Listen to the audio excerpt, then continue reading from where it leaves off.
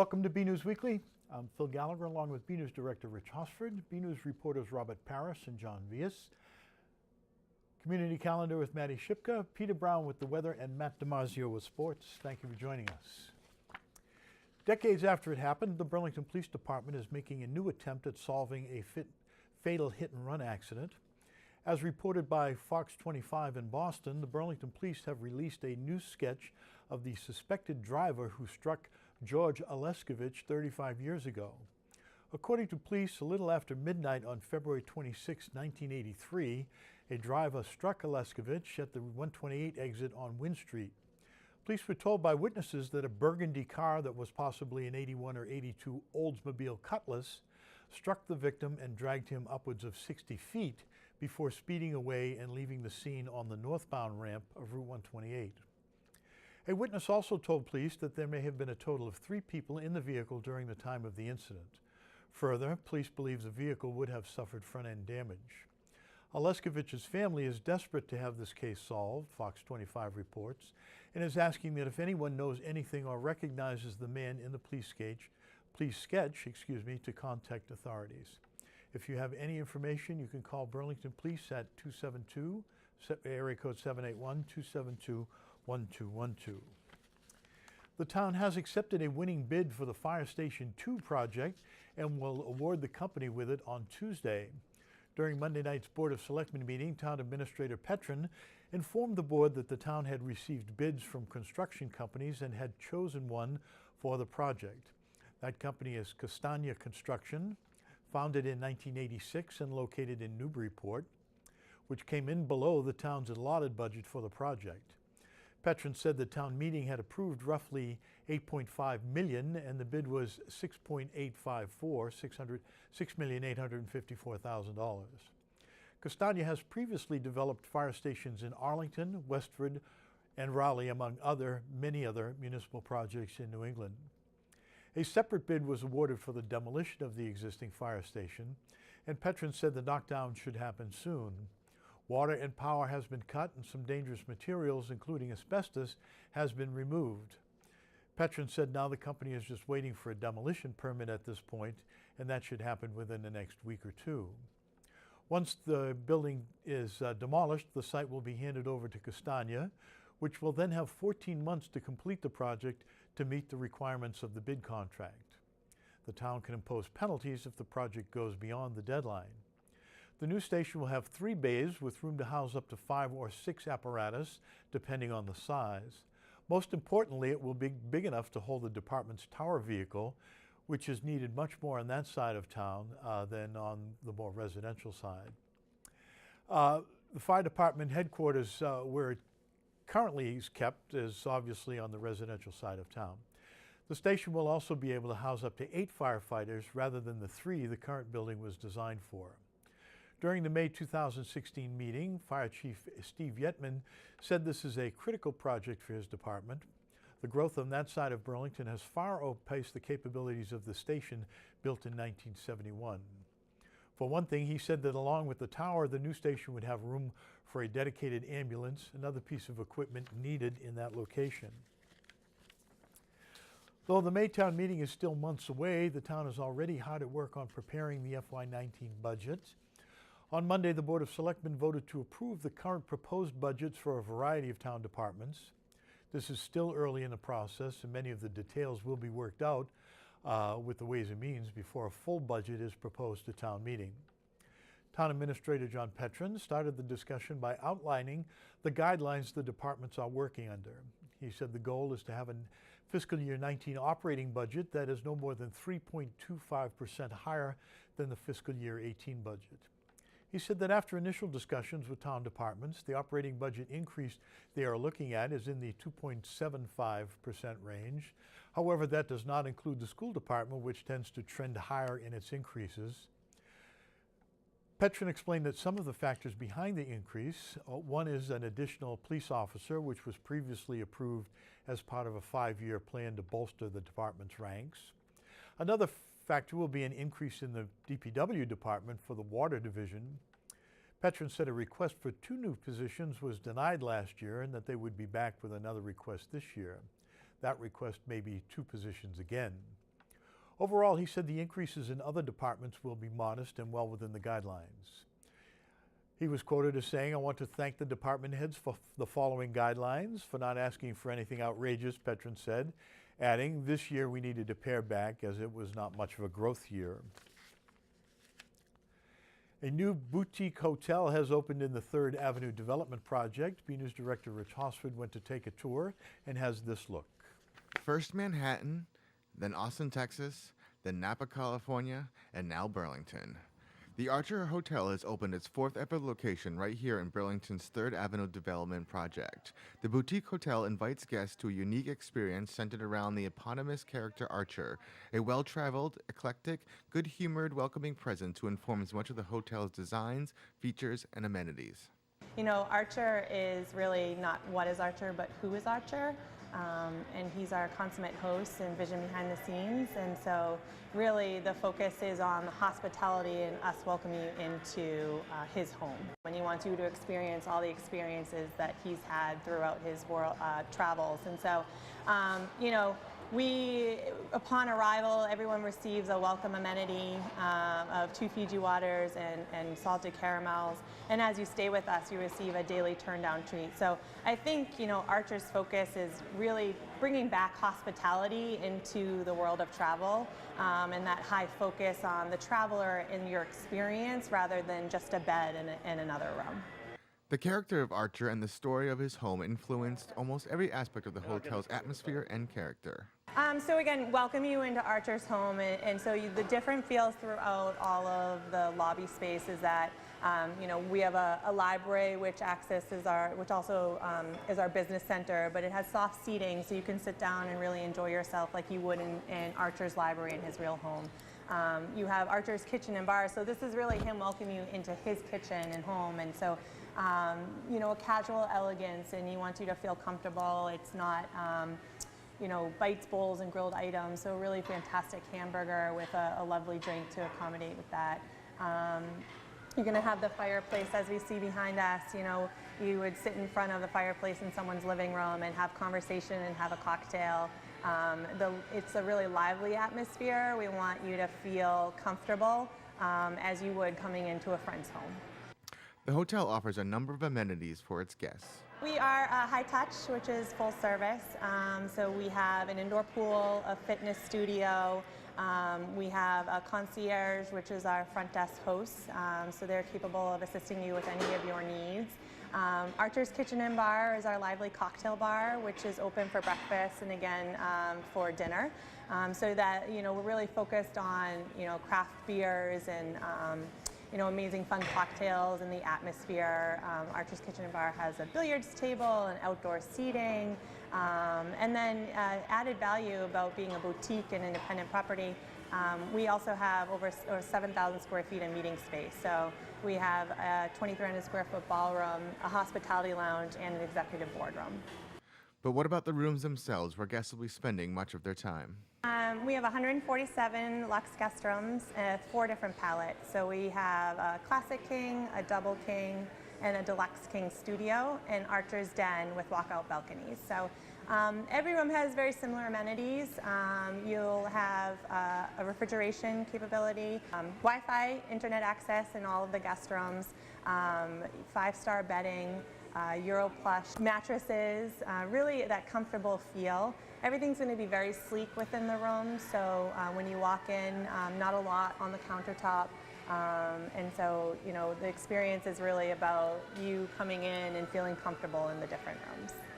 Archer's general manager says he is excited to open the hotel on 3rd Ave and in Burlington. Well, Burlington is a very rich environment, not only with the residents that they have here, but the community and the businesses. And I feel that the Archer Hotel adds something that has no local town has experienced. Coming back into the Burlington market, we've already known that there's a vast array of local companies and a great experience here on 3rd Avenue. And I think it was a natural fit for us to join this organization. Nordblum organization that owns this area was very kind to invite us to participate in this marketplace. And being part of the environment has been very welcoming. It's very neighborhood, and that's really the setting for the Archer, is to create that warm, welcome home environment. And we've been very happy to be here, and it's been very pleasurable with working with everybody in the community and the local businesses. Finally, local business leaders say they are excited about Archer opening its doors. Well, I think anytime that you get a new member come to town that represents some of the other areas in the country, such as Austin, Napa Valley, Manhattan, and then it picks Burlington, it's pretty impressive, and what Burlington has done to attract amenities like the Archer. At the Archer Hotel on 3rd Ave, I'm BNEWS Director Rich Hosford. A decorated veteran of the Vietnam War, beloved family man, and longtime Burlington School Department employee has passed away.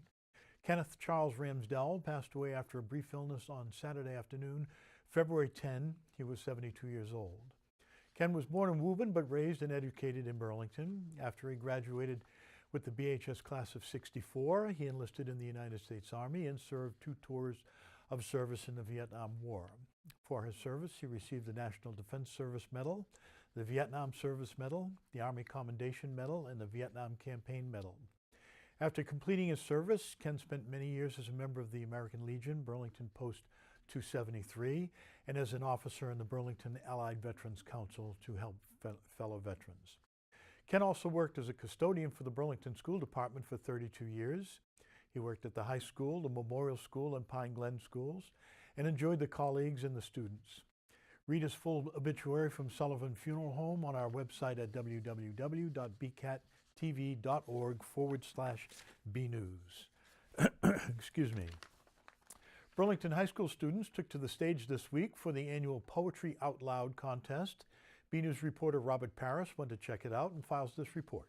The room was silent, but for one voice, as students and teachers watched as their peers recited poems from classic poetic authors. This week, Burlington High School held their annual Poetry Out Loud contest at the Fogelberg Performing Arts Center. The event is a national recitation contest where students must memorize poems to advance to the finals in March. Poetry Out Loud is a national poetry recitation competition, and this is our 12th year doing it at Burlington High.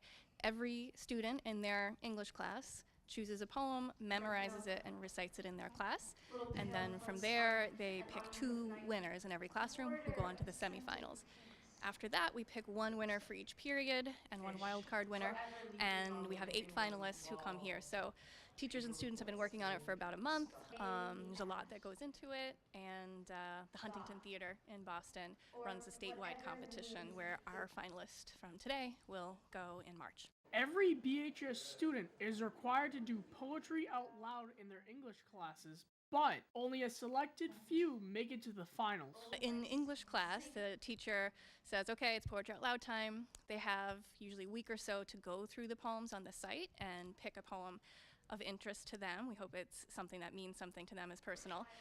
And then they spend at least a week, maybe 2 weeks, working with that poem. They annotate it, they create tone maps to figure out how they should recite it, what the language means to them, and where they're going to pause and all that.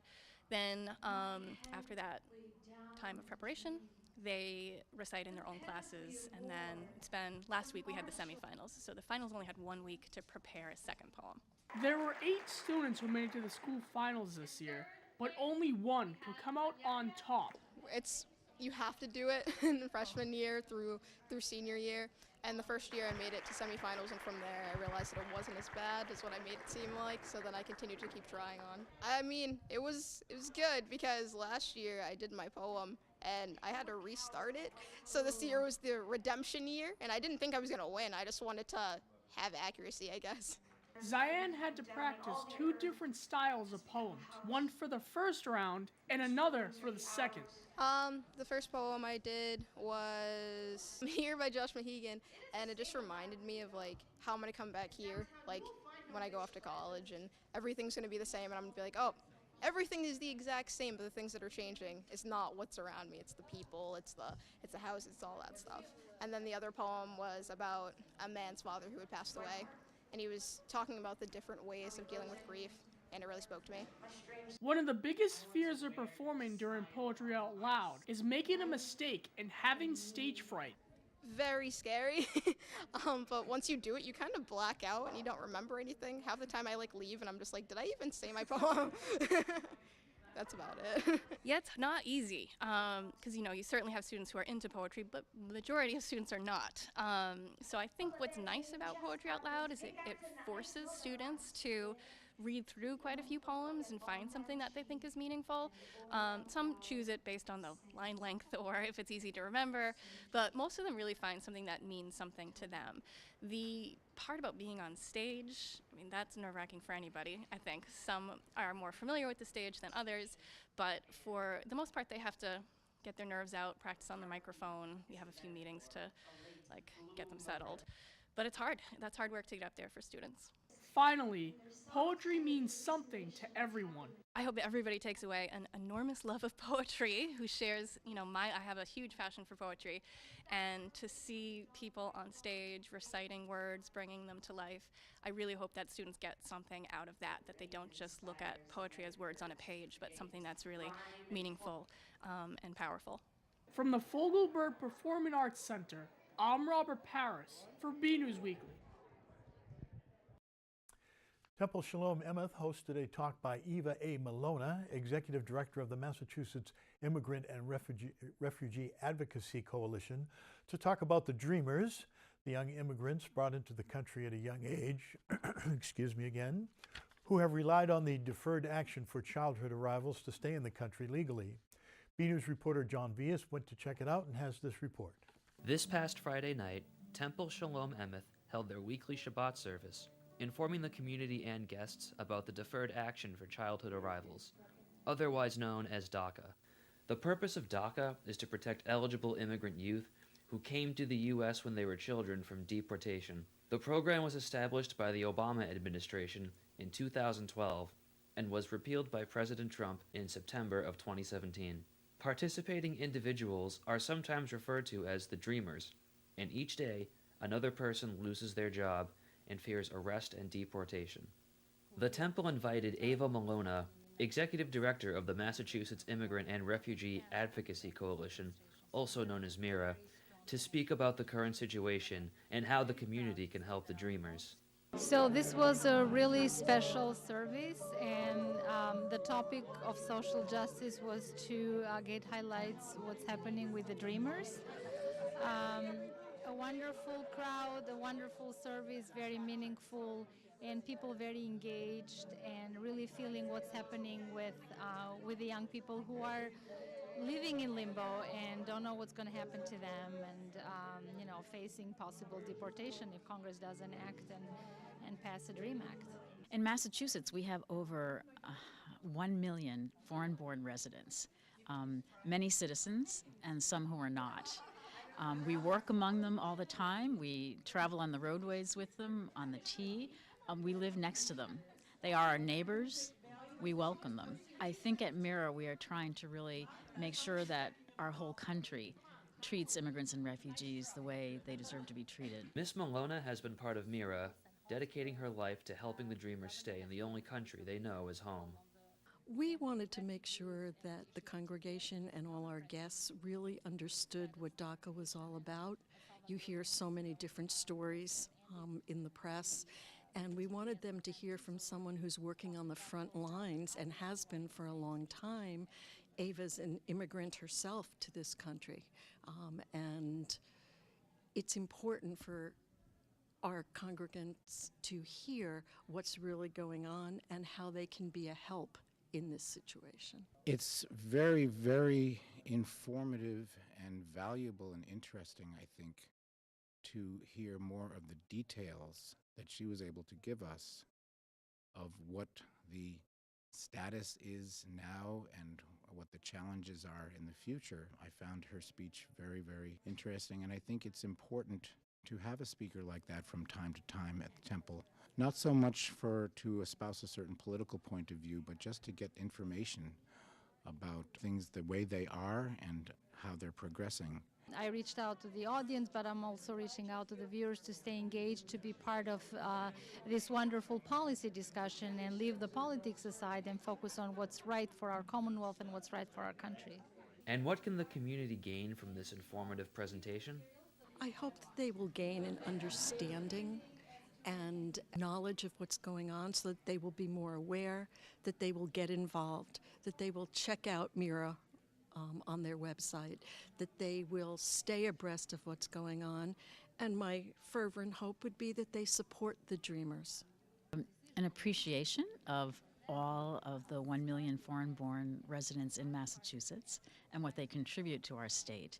And the fact that right now they are living in some amount of fear and discomfort. And I think that our efforts to be neighborly to them and to support them can really help during this challenging time. They can join MIRA, Massachusetts Immigrant and Refugee Advocacy Coalition. Is the largest entity in New England promoting and enhancing immigrant integration. So I invite them to check our website, to join MIRA, to be active and engage, to promote enhancement of integration of immigrants and refugees as part of our Commonwealth so they can best be linguistically, economically, socially, and civically engaged and part of the fabric. From Temple Shalom Emeth, I'm John Vias for BNEWS Weekly. DACA requires a congressional approval to be signed into law as opposed to a presidential decree. Both sides are firmly entrenched in their positions at this point. The Democrats want a clean DACA Act, which includes amnesty. The Republicans are insisting upon security arrangements that include beefed up border security. 4 different bills were defeated in the Senate as of today, Friday. Should Burlington ban retailers from using the one plastic bags that are so ubiquitous? That is the goal of 2 Burlington High School students who are lobbying for a proposed ordinance that have written that it would remove polyethylene bags from Burlington stores. The pair, Steven Shah and Ricky William, were at Monday night's Board of Selectmen meeting to push their idea and gave a short presentation outlining the reasons they have for taking up this cause. During the presentation, they started by outlining the dangers that plastic bags pose for the environment and the scope of the problem. Shah said that in the United States, upwards of 100 billion bags are used each year. In Burlington alone, he said, citing a model that estimates bag use based on population, residents used roughly 13 million bags a year.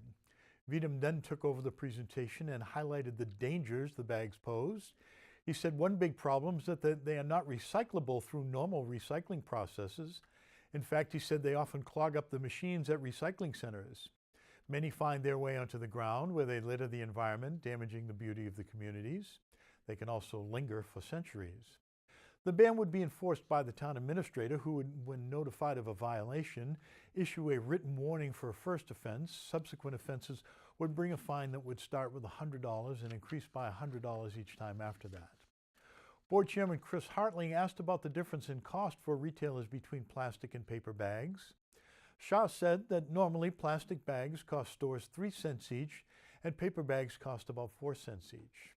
He also said stores can sell their own reusable bags or offer customers cardboard boxes for smaller purchases. While members of the board were interested in hearing from the students, they were not ready to make any decision about taking a stance on the idea without more information. Ultimately, it would be town meeting's decision, but the board could place the issue on the warrant for consideration. Hartling said that before that decision was made, he'd want to get the perspective of other parties involved. I just want to say, you should be proud of yourself. How do businesses in Burlington feel about the possibility of eliminating plastic, okay? Which I realize it's only a penny. Somebody will have to bear that expense. I'm personally reluctant to get into any situation where we have to find somebody consistently. Finally, though they made no assurances that they would support the idea, members of the board did express their admiration for the work the students had put into the proposal. I just want to say, you should be proud of yourselves. Your family should be proud of both of you for taking the initiative to do this. Kids your age, I don't think either one of you has your driver's license yet, am I correct? So I would say really, this is, it's good of you guys to take the initiative to do something like this. It means something. It means a lot to us when we see young people doing this kind of thing. And first of all, I'd just like to commend you. Very, very noble undertaking for you gentlemen, and an excellent presentation. We go now to BNews weatherman Peter Brown in our Weather Center for the latest forecast. We'll also check out the community calendar with Maddie Shipka to see what's happening in Burlington.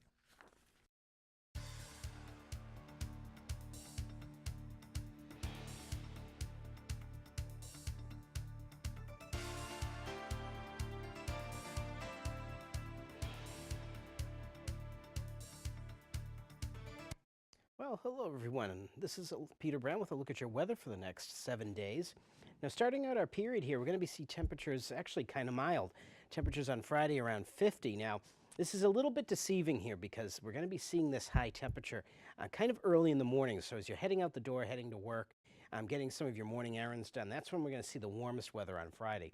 Because look at this, as we head into Saturday morning, look at the temperatures down to 18. So that is really a dramatic drop. So we're really going to see some ups and downs in terms of temperatures the next 7 days. But these record highs that we're looking at, these are going to be some values as we get towards the middle of next week. We might have to keep some eye on because there is a good chance that we could be breaking a couple of these record high temperatures as we get into the middle of next week. I know it sounds like something really exciting, but we'll have to wait and see just how warm it gets. But before then, we're going to have a little bit of snow, and I'll be showing that a little bit on the graphic in the next one. But of course, right here, as you can see, again, the days keep getting longer and longer, so we are definitely heading towards spring and in the right direction. Now, as we go ahead, I'm going to show you a little bit about what's going to be going on with our weather for the next 7 days in terms of what the surface map looks like. Now, this is kind of a messy map looking ahead, and that's kind of what our weather's going to be like going into next week. We're going to be seeing a stationary front that's going to be kind of meandering back and forth over the southern New England area. And of course, that means we're going to have a couple of days of cool weather here in Burlington, then followed by a few days of warm weather, and then vice versa again. Now, the one caveat here on this is this low pressure center that you're seeing here that I have off of New Jersey. This may develop a little bit as we get into late Saturday night and going into very early Sunday morning. And that could bring us a quick, actually 2 to 4 inches of snow here. A little bit heavier if you're traveling down south of the city, but again, around here in the Burlington area, again, a quick dosing, 2 to 4 inches of snow after we've had some really mild weather the past couple of days. Now, after this storm moves through, we're going to actually see this stationary front move back up over us again, and that's going to bring us a chance of some really nice temperatures as we head into the middle of school vacation week next week. So that's something to really look forward to. But of course, once all of that is passed by, getting towards the end of the period, this front is finally going to move out, and we're going to see the return of a cold high pressure center from central and eastern Canada to bring us back down to more seasonable temps. So as we go ahead, we're going to look again at that chance of snow as we get in towards very late Saturday going into early Sunday morning. Now, this is not an accumulation map. This is basically a kind of risk of snow levels here in southern New England from the National Weather Service. Now, according to this map here, looks like the highest chance of the heaviest snow is going to be just around Boston and points south. But here in the Burlington area, we're going to have to keep our eye out. If you're out late Saturday night at all, going out to dinner, anything like that, doing any late night shopping in the city, keep an eye on this map because we may be getting a very quick dosing of 2 to 4 inches of snow. And that's going to come in some pretty heavy bands. Very quick, but very heavy, so it might be very slick if you're out there late on Saturday night or have to go out very early on Sunday morning. But as we move ahead, I'm going to show you some of the temperatures that are going to be coming up after that snow moves out of here for the weekend. Again, on Friday, starting in our period, temperatures very mild in the morning, then quickly dropping down to the 20s by the time we get into the evening commute time. Now, getting into Saturday and Sunday, this is where the forecast again gets a little bit tricky. We're going to be pretty much fair skies Saturday morning. Temperatures very chilly, only around 32, so just around the freezing mark. As we get into the late evening, that's when we're going to see that burst of some very heavy snow, perhaps moving into the Burlington area and the rest of southern New England, giving us a quick 2 to 4 inches of snow. That's going to be replaced by actually some fairly pleasant weather as we get towards the second half of Sunday. Skies will start to clear and temperatures will climb up near 40, so that snow that falls late at night is going to be melting pretty quickly. Now, as we get into Monday, this is going to be kind of a transition day when that front is going to be passing over us, and we may see some light rain showers on Monday, but temperatures again in the lower 40s, so kind of seasonable, a little bit warmer than what we should be seeing at this time of the year. But look at this, Tuesday and Wednesday, temperatures in the mid-50s on this map. Now, right now we're expecting maybe some showery conditions here and there, and we may actually have to up these temperatures a little bit. We may actually see temperatures approaching more closer to the 60s in the latest model projection. So that's something to definitely get really excited for. But of course, as we get towards the end of the period on Thursday, skies are going to clear. that front's going to come through and temperatures are going to be plummeting back down into the low 30s again. But really looking out in the long run, doesn't look like we're going to be seeing too many chances of really heavy snow, say, for this weekend. So, folks, get out there, enjoy the weather, and have a great vacation week.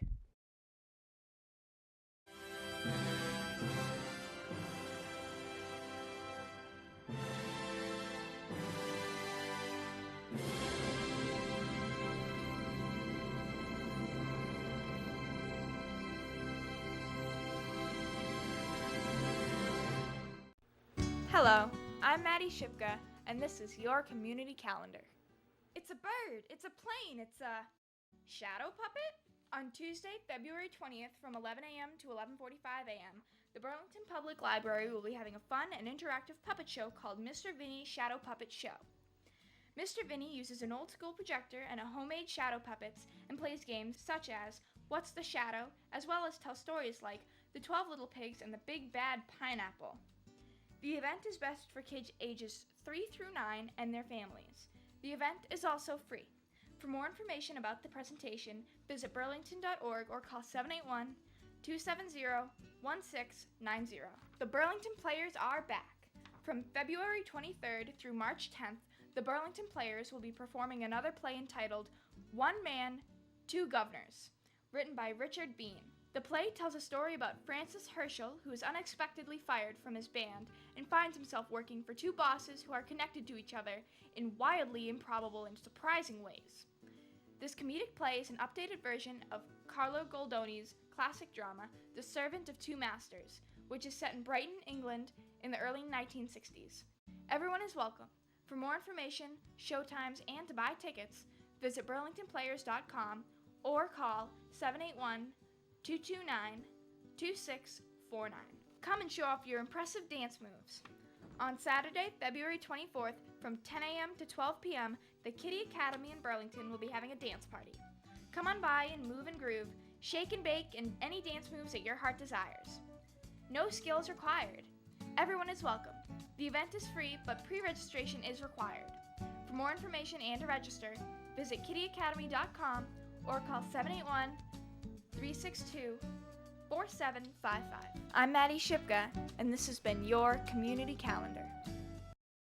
We are well into the winter sports season, and the Burlington teams are still battling hard. We go now to BNEWS sports reporter Matt DiMarzio for the latest Red Devils action in this week's sports report. Hey everyone, this is Matt DiMarzio here with your weekly sports report. We have some good news and bad news. The good news first. The Burlington boys basketball team won the Middlesex League Freedom Division Championship last week when the Red Devils beat Stoneham on the same night that second place Watertown lost to Melrose. The bad news, the boys are going to have to share. After the Stoneham win, Burlington lost back-to-back games against Watertown and Melrose. We'll settle for being co-champions of the league along with Watertown. Despite the disappointment of back-to-back losses, it's the first league championship for a boys basketball team at BHS since 1991. The girls basketball team still has some excitement left as well. On Tuesday at 11:30 a.m., Burlington will play at Boston Latin. With a win, the Red Devils will qualify for the state tournament. A defeat will lead the young Lady Devils one win shy of the playoffs. The good news, Burlington beat this same Boston Latin team to open the season. The hockey teams are still in action. The Devil girls unfortunately will not be playing in the tournament this winter. The girls will try to finish the season on a high note when they host Billerica Chelmsford on Monday at 2:30 p.m. at the Ice Palace. The Devil boys are in the tournament, have locked up the Middlesex League's Freedom Division crown, and are still in the conversation for the prestigious Super A tournament. If the Devils beat Melrose on Saturday and then win the annual Cahoon tournament next week, it could very well be another yet Super 8 tournament berth for the Devils. The wrestling team finished second at the Division II North Sectional tournament last weekend in Danvers. The Red Devils had 9 of their 13 wrestlers place in the top 6 of their respective weight classes. Senior captain Josh Lee sparked Burlington, winning his 4th sectional championship when he captured first place at 138 pounds. Lee beat Reading's Trevor Morton in the title bout by a 7-0 score. Lee is the only second 4-time sectional champion in BHS history, joining 2010 graduate Kevin Barucci. The Red Devils had 3 third-place performances. Senior captain Josh Becker took third at 160 pounds. Senior captain Dylan McKinnon was number 3 at 195 pounds, and junior Luke Lord was third at 220 pounds. Senior captain Colin Maroney was fourth at 113 pounds, while Cam Soda and Joe Perna were also fourth at 106 and 126 respectively. Ryan McGilvery and Tommy DeRosa were fifth place finishers, are earned spots as alternates for this weekend's state tournament. And that's all for your weekly sports report. I'm Matt DiMarzio, and back to you guys in the studio.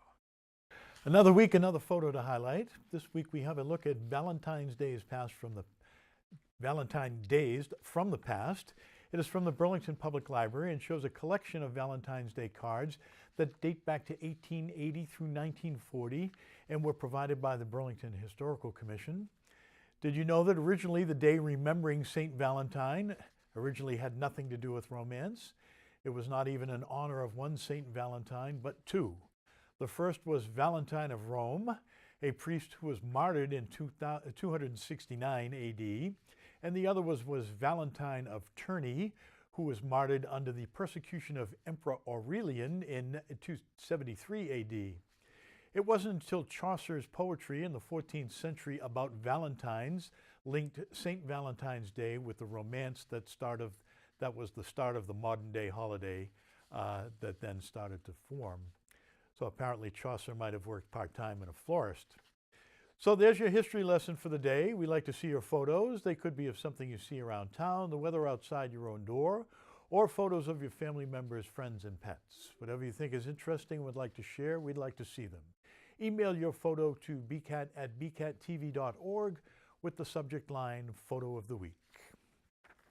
That's it from the news desk here at BNEWS Weekly. I'm Phil Gallagher, along with Rich Hosford, Robert Paris, John Vias, Peter Brown, Maddie Shipka, and Matt DiMarzio. Thank you for joining us.